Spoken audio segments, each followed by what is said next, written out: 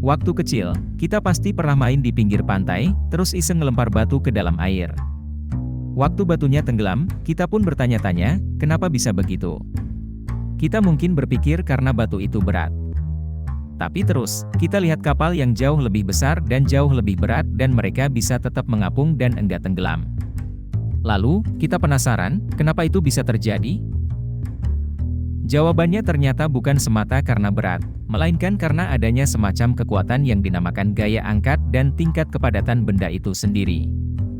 Gaya yang satu ini ditemukan sama orang jenius ini yang bilang kalau sebuah benda dicelupin ke dalam air, baik sebagian ataupun seluruhnya, maka ia akan mengalami gaya angkat ke atas yang sama besar dengan berat air yang dipindahkannya itu.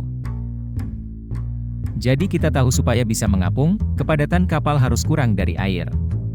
Itulah mengapa, kapal punya resep rahasia yaitu sebuah bagian yang berisi rongga-rongga udara. Bagian lambung kapal ini yang bikin kapal seimbang dan mengapung di lautan, tidak peduli sebesar dan seberat apapun kapal tersebut dibuat. Itu menjelaskan juga kenapa Titanic tenggelam, yaitu karena lambung kapalnya bocor nabrak gunung es, dan akhirnya penuh sama air sehingga kapalnya tenggelam ke dasar samudera.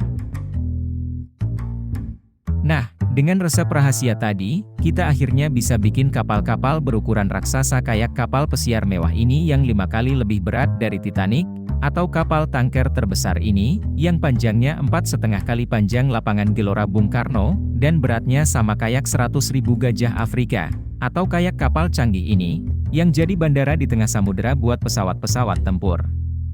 Cara yang sama juga diterapin di kapal selam, di mana ia punya rongga yang bisa diisi air apabila ingin menyelam, dan diisi udara jika hendak mengapung ke permukaan. Jadi, kita udah tahu kenapa kapal yang besar banget itu bisa berlayar di samudera luas. Dan mulai sekarang, kamu pun bisa request ke Abang Bakso supaya bikin ruang udara di dalam bakso agar mengapung di mangkok biar mudah dimakan. Dan seperti biasa, terima kasih.